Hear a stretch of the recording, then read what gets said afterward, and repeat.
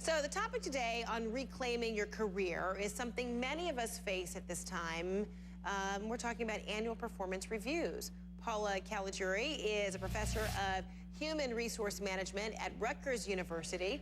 She joins us now from New York. Good to see you.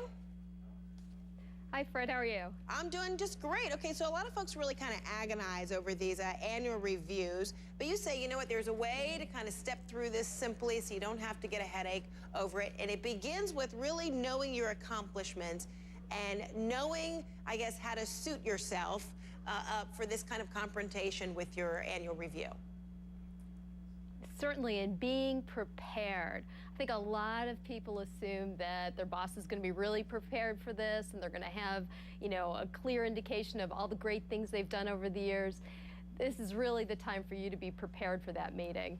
Okay, and then you say, you know, you've got to be ready to offer some praise and at the same time have some feedback. What do you mean?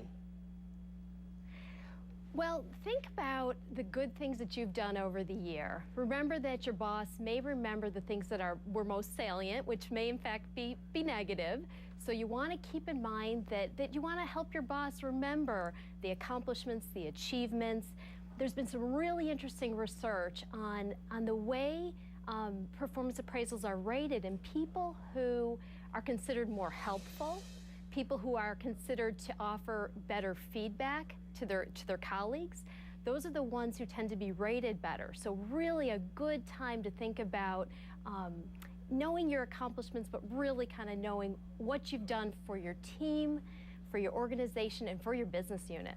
And it's also a time where you need to think about your future goals. Use this as an opportunity not to just reflect on how your performance has been going, but you need to be thinking ahead. How do you get that point across?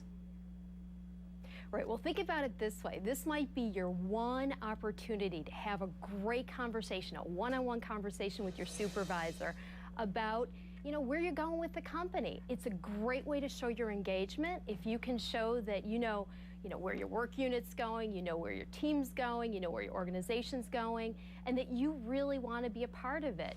You can describe your goals and then really get some feedback on how you can help meet those goals. And then you don't take the feedback personally. Oh gosh, I mean, you hear this all the time. People get the feedback and then they're, you know, wondering about their performance overall or whether they're going to be able to keep their jobs. And how do you not take it personally? That's a tough one. That's a very, very tough one because people in general aren't great at giving feedback. And of course, it's going to be human nature. It's natural to take it personally. But keep in mind that even if the feedback is delivered poorly, keep in mind that some people they're really trying to coach you and they're not trying to criticize you. So take a great example. If I'm maybe very social, it could be that in one job context, my social skills are really a distraction for my coworkers. In another job context, my social skills might be critical for the job with my customers or my clients.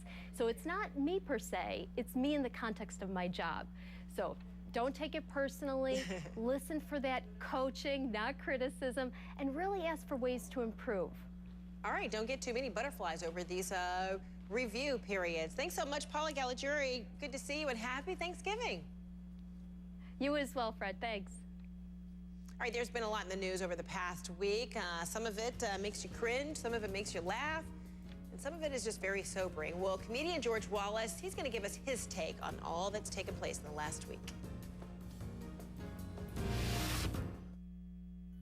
I was tired of cleaning my house, so I hired Linda from. She showed up on time and got right to work polishing cabinets, dusting blinds, and scrubbing baseboards. Unfortunately, the song she kept whistling was still stuck in